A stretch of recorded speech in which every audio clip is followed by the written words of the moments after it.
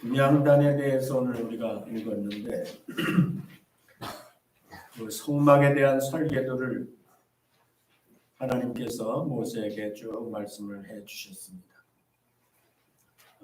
분향단은 그 빼놓고 말씀하신 것이 아니고 그 제사장들을 세워놓으시고 또 제사에 대해서 말씀하시고 그리고 나중에 이제 오늘 보니까 분향단에 대해서 기록해서 설계도를 주신 걸 볼 수가 있습니다. 그 말은 이 분향단은 성막 전체 기구 중에서 매우 중요하다는 것을 아마 강조하는 의미도 있을 수 있겠다 이런 생각을 해봤습니다. 이 분향단의 기능이라는 것은 거기다가 이제 향을 사르게 되면은 그 향이 위로 올라가는데 그것이 이제 하나님께서 흥향하시는 그런 향이 된다 이렇게 하신 걸로 보면은 그 성소에 있는 많은 기구들 가운데서 하나님과 그 제사장이죠. 그 사람과의 관계에서 실제적으로 그 교통이 이루어지는 중요한 역할을 한다 하는 것을 알 수가 있습니다.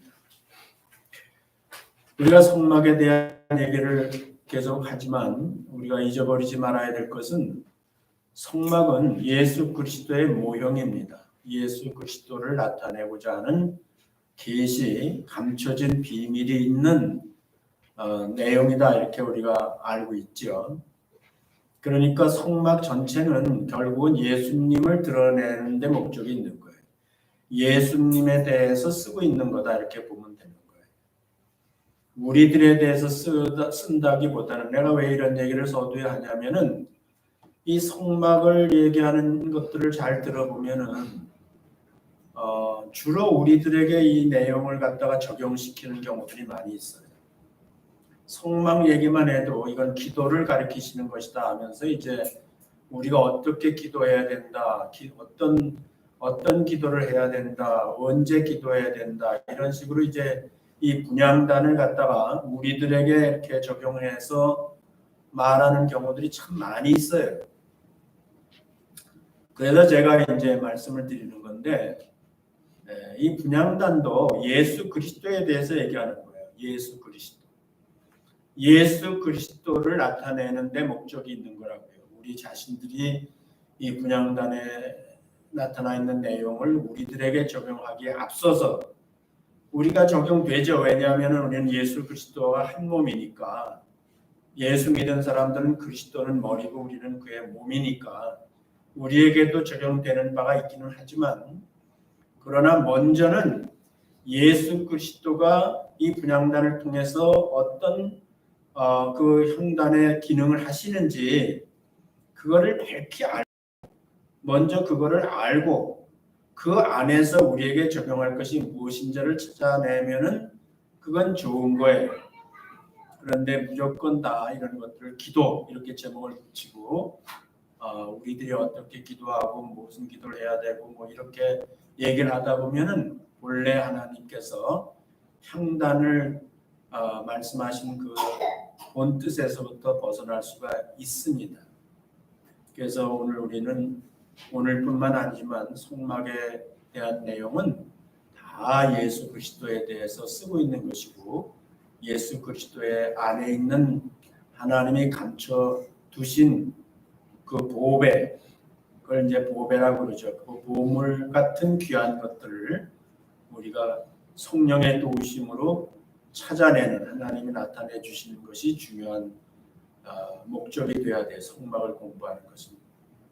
그랬을 때 그것이 우리에게 믿음으로 들어오게 되고 믿음이 되게 되고 그 믿음을 통해서 우리가 바른 믿음 생활을 할 수 있기 때문에 바른 믿음 생활이라는 건 그리스도를 높이는 거예요. 어쨌든 예수 그리스도가 중심이 되어야 되고 그리스도가 내 안에서 가장 높임을 받아야 되고 그렇기 때문에 그리스도께서 나에게 하시는 말씀 그 새로운 그 계명이라고 그러면 우리가 무겁게 느껴지는데 그러나 예수님은 그것은 쉽고 가벼운 거라 이렇게 얘기하셨는데 그래서 우리가 예수님의 말씀을 좋아하게 되고 그 말씀을 기쁨으로 따라 살게 되는 것이 그것이 바른 그리스도를 믿는 그리스도인의 신앙의 모습이 돼야 된다는 거죠. 그래서 시작은 그리스도로부터라는 것을 우리가 항상 잊어버리면 안 돼요. 예수를 제껴놓고 예수 그리스도를 제껴놓고 성급하게 우리가 이런 것들을 우리 현실에 적용하거나 이렇게 해서는 안 되겠다는 얘기를 하고 싶은 겁니다. 이 향단이라는 것은 지금 우리가 읽어서 알지만은 네모 반듯한데 높이가 갑절이나 되죠. 1규빗 1규빗 높이는 2규빗인데 위를 향하고 있다는 뜻이에요. 그러니까 반듯하다는 것은 흠이 없다는 뜻이고요. 위를 향해 있는 것이고요. 거기에 이제 향을 사르게 되면 그 향이 이제 위로 오르게 되고, 그 다음에 이제 향로라는 게 있는데 오늘 아침에 제가 여러분들한테 보내드린 그 이미지에 보면은 향단이 있고 향로가 있고 또 제사장이 그 향을 피는 내용도 나오고 이렇게 해서 이제 보내드렸는데, 그래서 향로가 따로 있고 향단이 따로 있습니다. 같은 게 아니에요. 그래서 향로는 이동하는 겁니다. 향단은 항상 그 자리에 있는 거고요. 향로는 제사장이 지성소에 들어가거나 다른 것들을 성결케 할 때 그 향단에서 향을 향로에다 담아가지고 일부를 담아가지고 그리고 이제 그 향로를 들고 다니는 거예요. 제사장이 이동하는 겁니다. 그리고 그 향단에 사르는 불은 제단에서 가져와야 되는 거고, 이렇게 해서 이제 그 향단과 향로가 구분되고 향로는 제사장이 들고 다니는 거고 향단은 항상 그 자리에 있는 것이다. 그렇게 이해를 하시면 돼요. 예수님께서 이 땅에 계실 때 보면은 항상 기도하셨어요. 예수님은 성경에 보면 습관에 따라 감난산에 기도하러 가시니 이렇게 써 있는 걸 보면은 예수님은 아마 정한 시간에 늘 기도를 하신 것을 제자들이 보았던 것 같아요. 그래서 예수님은 아버지에게 이 땅에 육체로 계실 때에게 아버지에게 기도라는 것을 통해서 항상 아버지와 교통하셨다 하는 것을 볼 수가 있습니다. 지정된 감람산에 가시니 하는 걸 보면 주로 예루살렘 근거에 계실 때는 감람산에서 기도하셨던 것 같습니다. 지금도 감람산에 가면은 기도원들이 있어요. 기도처들이 있습니다. 그래서 보면은 세계 각지에서 사람들이 와서 거기에서 기도하는 것을 볼 수 있는데, 아마 그런 것들은 성경에 예수께서 감람산에서 습관에 따라 기도하셨다 하는 그런 내용을 근거로 해서 아마 그렇게 하지 않나 보는데, 하여튼 예수님은 기도하셨다는 거예요. 그의 기도의 대상은 아버지입니다. 하나님 아버지에게 기도를 하셨습니다. 그러니까 향단은 늘 거기에 향이 피어야 되는데, 그거는 장차 예수님이 이 땅에 오셔서 향단도 되시고, 예수님은 다 아시죠? 예수님은 중복되시는 일을 하시는 거예요. 예수님 한 분으로 모든 것이 다 그 안에 있는 거예요. 제사장도 되시고 선지자도 되시고 왕도 되시고 제단도 되시고 제물도 되시고 다 예수님이 그 안에 있는, 예수님 안에 그것이 있는 거예요. 그 마스터예요. 그래서 예수님은 끝이에요. 예수님으로 말미암아 모든 것을 다 이루시는 분이시라고. 그렇기 때문에 예수님은 향단도 되시고요. 예수님은 뿔도 되시고요. 예수님은 향도 되시는 거예요. 예수님은 향을 사르는 제사장도 되시는 거예요. 그거를 우리가 신약에 와서 예수님이 누군가를 알 때 그렇게 하는데, 그거는 히브리서에서 얘기하고 있기 때문에 우리는 성경을 근거로 해서 예수님이 모든 것 되시는구나 하는 사실을 알 수가 있는 것입니다. 그래서 예수님께서 향단 되시고 예수님이 기도하실 향이 되시고 예수님이 권세가 있으신 분이에요. 그 기도는 권세 있는 기도입니다. 그래서 살펴보면은 그 향단을 만들지니라 오늘 제목을 그렇게 이제 뭐 그냥 단순하게 붙였지만 향단이 있다는 것이 이제 중요한 거죠. 하나님과 교통하는 것이니까. 그 모든 것을 다 만들어 놨어도 성막에 이게 이제 맨 마지막에 성막에 이제 물두멍이 아직 남아 있긴 하지만은 이 성소 안에 있는 곳으로서는 이제 그 끝부분에서 말씀을 하셨는데 다 만들어 놨어도 향단이 빠지면 다른 것들이 그 목적에 도달할 수 없기 때문에 이 향단을 이제 마지막으로 지시를 하셨는데 이 향이라는 건 살아 움직이는 거예요.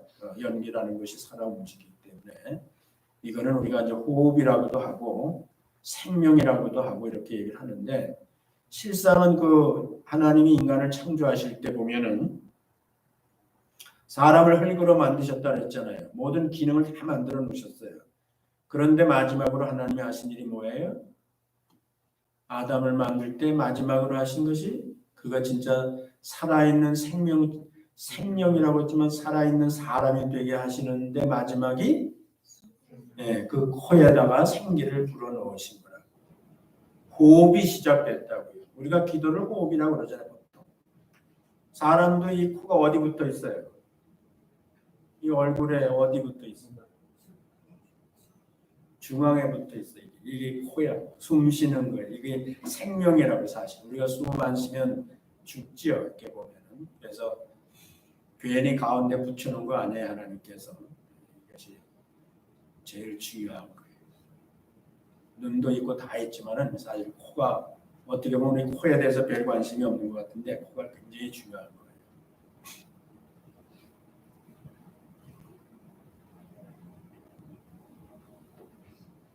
어쨌든 그렇게 해서 이제 향단을 만들라 그렇게 말씀을 하셨다는 것은 향단을 주신 하나님께 우리가 이제 감사를 해야 되고 그 향단은 바로 하나님이 말씀하셔서 하나님이 얘기하셔서 주시는 거예요.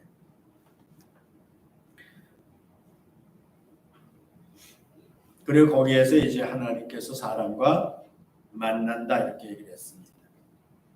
정금으로 쌌다는 것은 신성을 의미하고 그 안에는 여전히 조각목으로 만들어놨다 했으니까 그 인성과 신성을 겸비하신 예수 그리스도를 의미하는 것이고 뿌리라는 것은 권세고 힘이에요. 그것은 바로 예수 그리스도가 그런 존재라는 것을 우리한테 얘기하고 우리의 기도가 예수 그리스도의 이름으로 오늘날 우리가 기도하는데 그리스도의 이름이 권세 있다는 사실을 오늘날 우리는 이해할 수가 있습니다. 두 번째는 이제 위치에 대해서 말씀하셨잖아요. 그것을 증거막 앞에 두라. 그래서 지성소 바깥에 그 휘장 바로 앞에 두라 해서 위치를 지정해 주셨어요.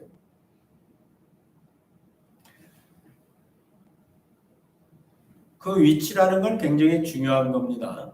하나님께서 괜히 여기다 놔라 저기다 놔라 하시는 것이 아니거든요. 그래서 이걸 보면 성소의 딱 중앙에 있어요. 성소 지성소를 합쳐가지고 이 향단이 제일 가운데 위치하게 되는 것을 볼 수가 있습니다. 그래서 이 향단의 위치라는 것은 중요하다고 얘기를 했는데 항상 그 위치가 중요합니다. 우리가 위치가 중요한데 이 향단에서 하나님께서 만난다 그랬어요. 그곳에서 내가 만나주겠다 그랬는데 실제로 그 사가랴라는 요한의 아버지죠. 세례 요한의 아버지 사가랴가 그 성소에 들어가서 이 향단에서 향을 사를 때에 누가복음 1장 11절에 보면은 주의 사자가 저에게 나타나 향단 우편에서 선지라 이렇게 써 있어요. 향단 우편에 선지라 이렇게 써 있고 거기서 사가랴가 그 하나님의 천사를 만나는 내용이 성경에 기록되어 있는 것을 볼 수 있는데 이 향단을 통해서 하나님이 거기서 만난다 그랬는데 실제로 하나님께서 천사를 통해서든지 어떤 모양으로든지 거기서 사람을 만나 주시는 것을 우리가 성경을 통해서 확인을 할 수가 있는 거예요. 근데 상단이 예수 그리스도를 의미하는 거라고 할 때에 사실은 그거는 휘장 밖에 지성소의 휘장 밖에다 두라고 말씀하셨지만은 오늘날 우리들은요 그 휘장이 어떻게 됐다고요? 성소와 지성소를 맡고 있는 휘장이 예수님이 십자가에서 운명하시는 순간 위로부터 아래로 찢어져 버렸다 그랬지? 그 찢어짐의 의미는 여러 가지로 우리가 말할 수 있어요. 근데 오늘 향단과 얘기를 하게 되면은 사실 예수 그리스도는 그 십자가에서 죽으시고 부활 승천하셔서 어디 계시다고 그래요 지금?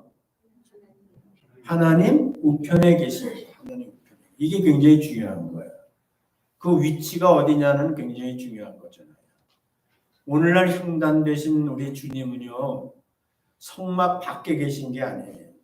그가 육체로 계실 때는 이 지상에서 아버지께 기도하셨어요. 그러나 지금은요 그분은 예수님은 우리의 형단 되시고 형리 되시는 예수님은요 지금은 아버지 우편에 계십니다.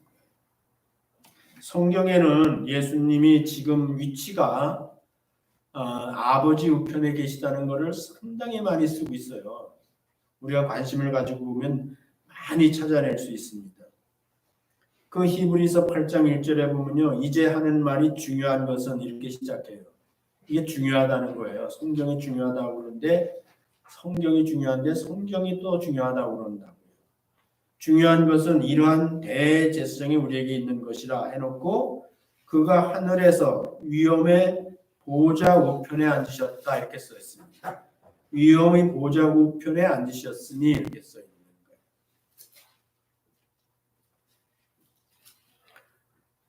우편에 앉아 계신 거예요. 앉아 계시다는 것은 동급을 의미하는 거예요. 그래서 지금은 형단 되신 예수 그리스도는 성막 밖에 하나님 밖에 있는 것이 아니라 하나님 우편에 계시다 하는 것은 오늘 우리가 예수 믿는 우리들에게는 중요한 거죠. 우리가 그분을 의지하고 사는데 나의 권세죠. 그분이 나의 권세라고요. 우리가 이 세상에서 의지한다는 것은 내가 의지하는 대상이 권세라는 거거든요. 그런데 나의 권세가 지금 아버지 우편에 있다는 건 더 이상 권세자가 없다는 거예요.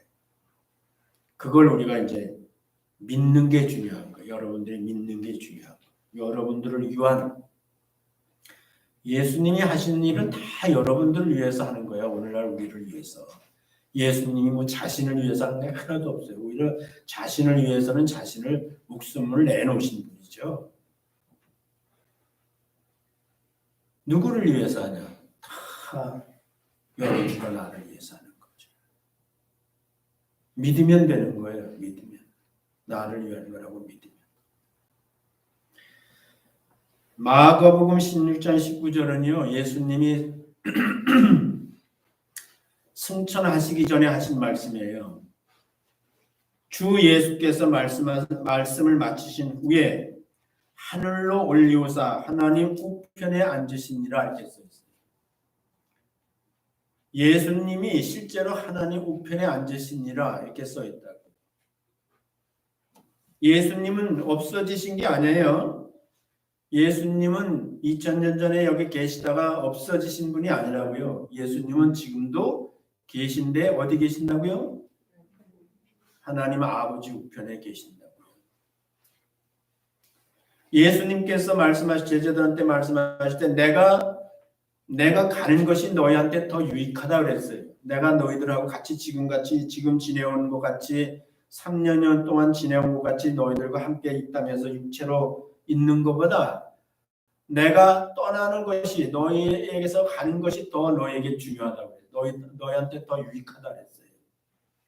예수님이 유익하다 그러면 유익한 거예요. 그 왜 유익하겠어요? 예수님께서 아버지 우편에 가셔서 우리를 위해서 아버지께 간구해 주시는 거죠. 그러니까 너희한테 더 유익하다. 오늘날 우리에게도 우리 눈에 보이지 않는 것이 사실 우리에게 더 유익한 거예요. 예수님 아버지 우편에 계신 것이. 예수님이 아버지 우편에 계신 것을 실제로 본 사람이 있어요. 누구예요?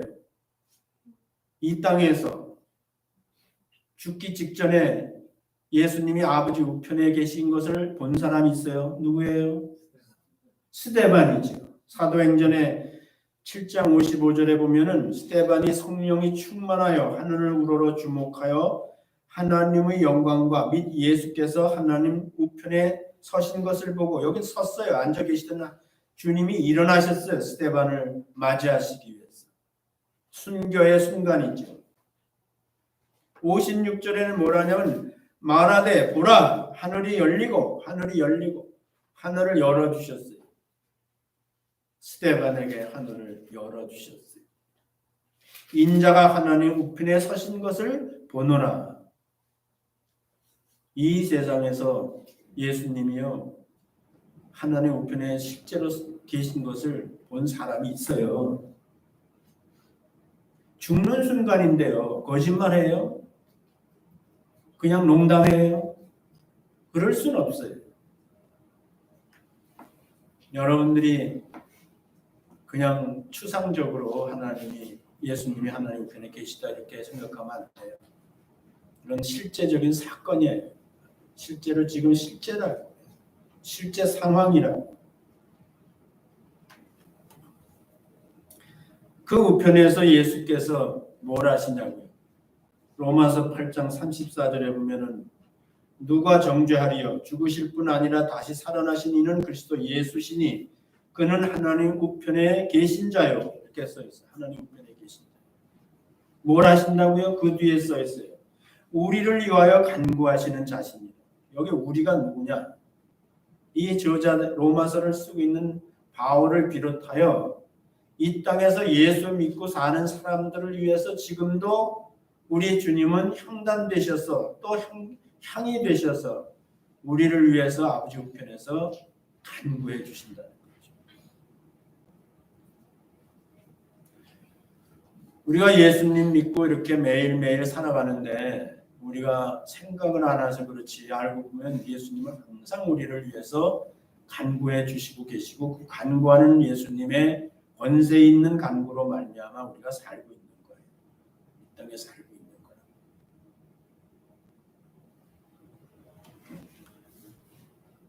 그 요한일서 2장이지. 2장 1절에 보면은 나의 자녀들아 내가 이것을 너에게 쓰면 너희로 죄를 범치 않게 하리라. 만일 누가 죄를 범하면 아버지 앞에서 우리에게 대언자가 있으니 곧 의로우신 예수 그리스도시라 이렇게 써 있는데 여기 보면 아버지 앞에 있다 또 얘기합니다. 아버지 앞에. 근데 이 내용을 앞뒤를 자세히 보면요. 대언자라는 말을 써서 대언자. 아버지 앞에서 대언하신다. 이 대언자가 뭐냐 하면은 변호사라는 뜻이에요. 변호사. 근데 그 앞에 처음에 우리가 요한일서 2장 1절 읽을 때 보면 만약에 우리가 죄를 범하면 이건 예수 믿는 사람 얘기하는 거예요. 예수 믿고 사는 중에 우리가 실수해서 만약에 죄를 범하게 되면은 그 죄에 대해서는 우리 주님께서 아버지 앞에서 변호하신다. 대언하신다. 그분은 누구냐면 의로우신 예수 그리스도라 이렇게 써 있습니다. 의로우신 예수 그리스도. 우리를 위해서 대언할 수 있는 자격을 가지고 계신 분이라.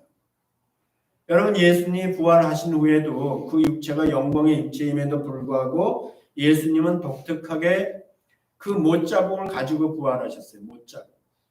누가 만져봤어요? 실제로 누가 만져봤어요? 네, 도마가 만져봤어요. 손도 만져보고요. 옆구리에 창자국도 만져봤어요. 무슨 얘기죠? 예수님이 그냥 대언하시는 게 아니에요. 그냥 말로 현란한 말로 하시는 게 아니고요. 예수님이요. 말도 할 필요 없어요. 손에 못자국만 보여주시면은 그 못자국은 뭘 의미해요? 여러분과 저의 모든 죄를 대속한 걸 의미하잖아요. 죄값을 치른 걸 의미하잖아요. 우리가 예수 믿기 전의 죄만 아니라 예수 믿기 전의 죄를 우리가 회개하잖아요. 예수 믿은 다음에 우리의 실수와 부족한 것은 늘 우리가 자백하잖아요. 이제 나중에 물두멍 얘기를 해줘. 그러니까 끝에 그 있는 이유가 있어요. 그것이. 그러니까 우리가 예수 믿고도 정말 양심의 가책도 느끼고 또 주님의 가르치심에 우리가 부족하게 살 때에 우리가 늘 마음의 정죄를 갖게 돼 있어요. 그 사단은 우리를 떠나지 않거든요. 사단은 우리를 떠나지 않고 우리에게 정죄거리를 찾는 거예요. 정죄거리. 그 올무라고 그랬어요. 올무를 놓는다고. 그런데 그것을 통해서 우리가 자백하면은 우리 주님께서는 바로 그 못자국을 가지고 그 앞에서 대언하신 하나님과 여러분 나 사이를 그분이 가로막고 그거를 보여주시면은 더 이상 정죄할 수 없는 거예요. 완벽한 역할을 하시고 계신 거단 말이에요. 지금. 그러니까 예수님은 아버지 우편에서 아버지 앞에서 우리를 위해서 간구하시고 우리를 대언하시는데 그분이 뭐라고요? 그분이 바로 향단도 되시고 향도 되시는 거죠. 아버지를 만족해 해드릴 수 있는 분. 그분만.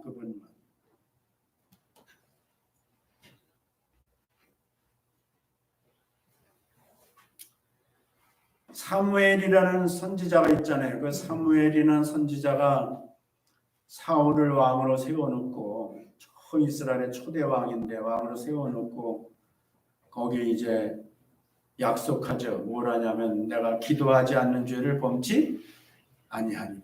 너를 위해서 기도하는 죄를 범치 아니하니라. 구약에는 제사장, 왕, 선지자의 기도는 일반 사람들이 하는 기도와 차별이 있었어요. 그래서 이 사람들의 기도는 하나님이 들으시는 기도다. 사람과 하나님 사이에 중보자로서의 권세가 있다고 믿기 때문에 그래서 제사장의 기도는 다른 거예요. 왕의 기도도 달라요. 선지자들의 기도도 달라요. 그러니까 지금 사무엘은요. 사실은 왕이 없을 때 선지자도 되고요. 왕도 되고요. 제사장도 됐어요. 사무엘. 그런 위치에서 자기가 기도하지 않는 죄를 범치 않겠다라고 말한 것을 보면은 우리 주님께서 사무엘만 못할 리가 없어요. 우리 주님께서는 지금도 기도하는 죄라고 그랬지만 우리 주님은요 그 기도를 쉬지 않는 거예요. 항상 기도하시는 거예요. 그 향 대신 예수 그리스도의 간구와 대언에 의해서 우리가 지금 하나님 앞에 여전히 오늘도 살고 내일도 산다는 거예요.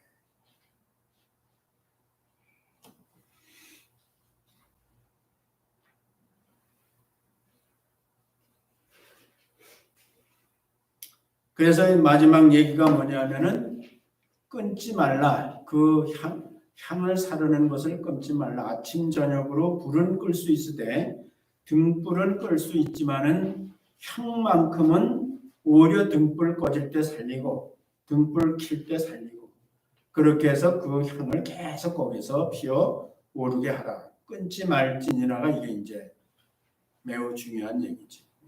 왜 향불은 끊어지면 안 되는가? 이미 예수님께서 우리를 위해서 늘 항상 간구하고 계시다는 것을 얘기했지요. 그것이 없이는 우리가 마치 호흡이 끊어지는 것 같기 때문에 우리가 죽는다. 영적으로 죽을 수도 있어요. 그렇기 때문에 그거는 끊으면 안 되는 거예요. 끊지 않는 것과 함께 거기서 피어오르는 그 향이라는 것은 아무거나 갖다가 태워서 향을 사르는 게 아니에요. 그 향 재료는 여기서는 안 써 있어요. 그래서 3장 뒤에 가면 나오는데요. 거기 보면 향 재료에 대해서 쓰고 있습니다. 그 향 재료는요. 34절부터 38절까지 쓰여 있는데 다 읽을 필요 없고 그 내용만 보면 재료를 보면 소합향, 나감향, 풍자향, 유향에 섞어서 향을 만들고 그 다음에 소금을 치라 이렇게 되어 있습니다. 향을 뭘로 만드느냐? 소합향, 나감향, 풍자향, 유향, 그 다음에 마지막으로 소금을 치라 이렇게 되어 있습니다. 그 다음에 소금에 대해서 얘기할 때는 소금을 쳐서 성결하게 하고 소금은 성결의 역할을 한다는 거죠. 오늘날 보면 우리가 소금은 방부제 역할을 하죠. 오래가게 만들지 않아요. 그래서 아마 그 당시에는 그것을 성결로 이렇게 의식 시대였기 때문에 말씀하셨다고 볼 수가 있습니다. 그 예수님께서 이 땅에 계실 때 이제 십자가를 지시기 전에 기도를 하십니다. 감람산에 가셔서 기도를 하시고 제자들을 베드로, 요한, 야고보를 데리고 가셨는데 이제 돌덜진 만큼 거리를 두고 예수님이 기도를 하셨어요. 공관복음 3군데는 다 나옵니다. 예수님의 기도의 내용이 다 나오는데 특히 이제 그 공관복음을 대조해 볼 것 같으면은 거기에 누가복음, 그러니까 누가는 직업이 의사예요. 그렇기 때문에 그 사람은 자기가 직접 본 건 아니지만 자기 나중에 들어서 누가복음을 기록을 했는데 그 누가 그렇게 진술을 해줬어요. 뭐냐면 예수가 기도를 하시는데 보니까 얼굴에 땀이, 이마에 땀이 마치 피같이 보이더라. 이렇게 피가 떨어지는 것 같이. 그 누가만 쓰고 있어요. 누가복음에만 나와 있어요. 근데 지금 우리가 아는 대로 아니 우리는 지금 뭐 의학이 이제 그런 것들 다 얘기해 주니까 알죠. 사람이 너무 그렇게 진지하면은 땀에 피가 섞여 나올 수 있다는 거 실제로. 근데 왜 이 얘기를 하냐면은 이 향 재료가 심상치 않다는 거예요. 그냥 이런 향을 쓰라 한 것은 이 소압이라는 향은 히브리어로 나탑이라고 그러는데 이거는 물방울이라는 의미가 있어요. 물방울. 그러니까 이건 예수님이 흘리신 그 땀이 핏방울이 됐다 그랬는데 아마 그런 원어적 의미로는 그런 것이 아닌가 하는데 예수님이 그 기도하실 때 그게 사실은 인류를 위한 기도죠. 중보의 기도죠. 예수님. 그런 뜻이 있고 나감이라는 건 히브리어로 쉘헬레라고 읽는데 이것은 구별하다는 의미가 있는데 그 구별은 뭐냐 어떤 뜻을 구별하는 거예요.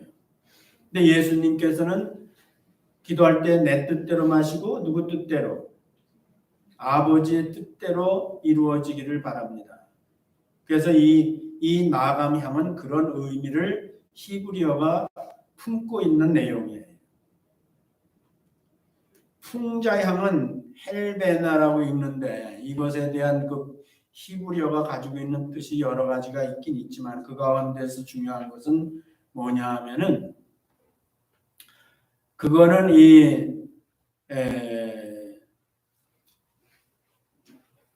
그 위생에 대한 뜻이 있어요. 위생. 그러니까 이게 뭐냐면은 그 방어한다는 뜻도 있어요. 방어한다는 뜻. 그러니까 예수님이 기도할 때는 항상 사단이 시험을 해요. 그 사단이 그 기도를 방해한다. 그런데 예수님께서 그 사단을 물리치시죠. 그래서 그 풍자향은 그런 의미를 가지고 있는 원어적 뜻이 있다는 거고요. 유향은 기름이거든요. 기름향이거든요. 그래서 이거는 이 향들을 하나로 만들어요. 하나로 다 반죽을 만드는 데 쓰여지는 거예요. 그래서 그 반죽을 말렸다가 그것을 조금씩 떼어다가 그것을 부셔야 돼요. 다 부셔가지고 그 다음에 그거를 태우는 것이 이제 이 향단에서 하나님께 올리는 향이 되고 거기에 대해 소금을 치는 거예요. 소금은 성결하는 거예요. 그래서 이것은 예수님께서 그 기도하실 때 보면은 그 기도의 내용이 이 향이 가지고 있는 뜻을 다 표출하는, 나타내는 그러한 기도의 내용이 있다는 것을 볼 수 있는데, 하나님께서 향을 만들 때에 이렇게 지시하셨잖아요. 자료를 지시하신 것은 다 그런 뜻을 두고 행하신 일이다, 이렇게 생각을 할 수가 있지. 그래서 이거 외에는 다른 향을 사르지 말라 그랬어요. 다른 향을 갖다가 사르면 죽는다 그랬어요. 그래서 오직 예수님만 하나님께 상달되는, 하나님이 기뻐하시는, 하나님이 흠양하실 수 있는 향이 되셨다는 거죠. 그 주님께서는 지금도 하나님이 반드시 응답하시는 그런 기도를 우리를 위해서 간구하고 계시다 하는 사실을 우리가 이 내용을 통해서 믿을 수가 있는 거예요.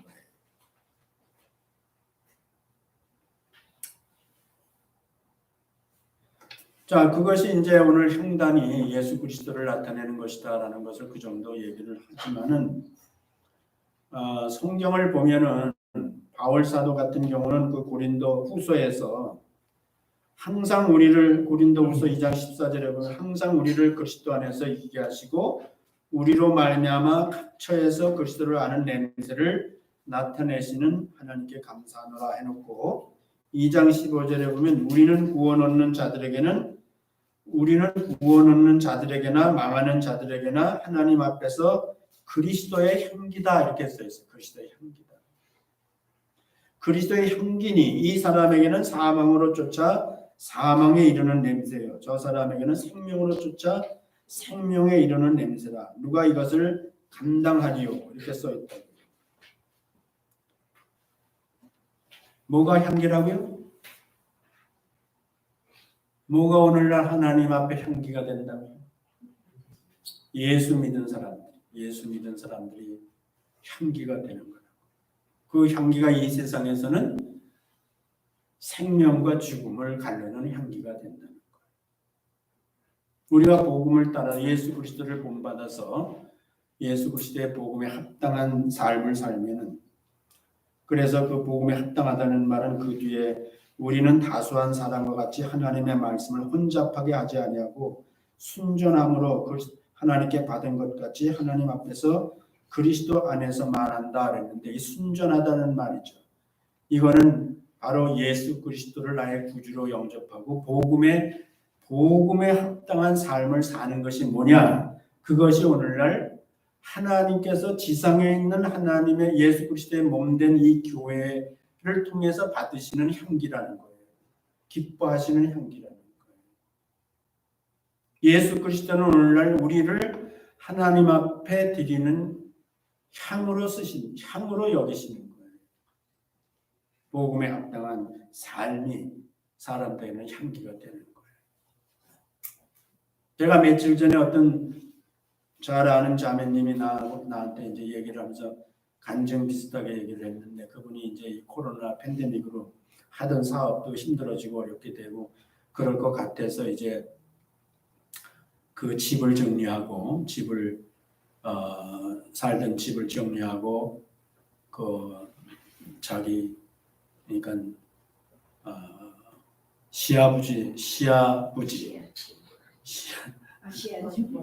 시아주머니 집으로 갔어요. 동서하고 같이 사는 거예요. 지하실에서 이제 사는데 거의 1년 살았죠. 1년 살았어요. 근데 이제 결론은 뭐냐면은 이 자매님은 참 내가 보기에도 정말 귀한 그리스도인, 아주 한결같아. 그래서 내가 여기 와서 만나서 오늘까지, 우리 교회는 아니에요. 누군지 짐작하려고 그러지만.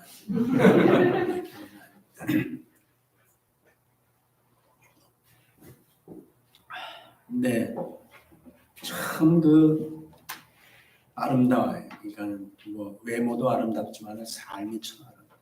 변함이 없어. 열심히 공부했죠. 지금도 하죠. 그게 무슨 얘기냐 하면은 나중에 끝나고 이제 거기 살고 다시 회복돼서 이제 지금은 따로따로 사는데, 그 동서분이 먼저 얘기를 했다는 거예요. 동서하고 같이 사는 동안에 있었던 얘기를 하는 거예요. 그래서 자기가 시아즈분이지 그하고 그 형 동생이 이제 동서가 이혼하려고 그랬대요. 이혼하려고 그러고 다 더 이상 안 살려고 그러고 자기는 사는 게 기쁨도 없고 매일매일 뭐 똑같고 그냥 하여튼 그래가지고 그럴 판에 너희가 들어왔는데 이제 생략할게요. 하여튼 그 1년여 동안을 살면서 그 동서라는 분이 느낀 걸 얘기하는 거예요. 어떻게 그렇게 살 수 있냐? 어떻게 남편한테 그렇게 할 수 있냐? 이게 잘못했다는 뜻이 아니고 어떻게 그렇게 한결같이 그렇게 남편에게 할 수 있냐? 자기가 너무 충격을 받아 표현은 안 했는데 창피해서 너무 충격을 받아가지고 계속 그걸 지켜봤는데 내린 결론은 그거라는 거예요. 이건 진짜라는 진짜.